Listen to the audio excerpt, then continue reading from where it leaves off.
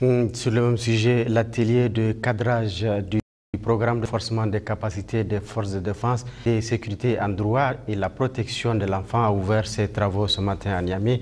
Il est organisé par l'UNICEF en collaboration avec le Bureau international des droits de l'enfant. Cette rencontre regroupe les éléments de forces de défense et de sécurité du Niger. Elle constitue la première phase de mise en œuvre du projet de leur formation sur les droits de l'enfant.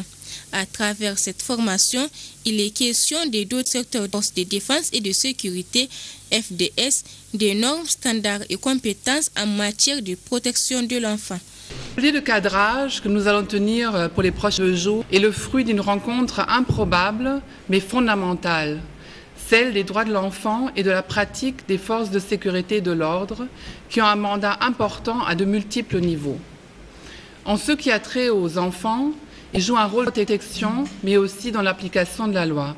Cette formation s'inscrit dans le cadre du programme visant à intégrer les droits des enfants dans les cycles de formation des forces de défense et de sécurité.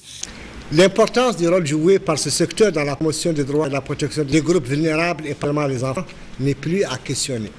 En effet, ce secteur constitue souvent le premier point de contact avec le système pour les enfants victimes, témoins ou auteurs d'actes répréhensibles par la loi. Les enfants ont des besoins spécifiques et les connaître permet d'adapter et d'adopter une approche qui permet de respecter l'intérêt supérieur de l'enfant en toutes circonstances.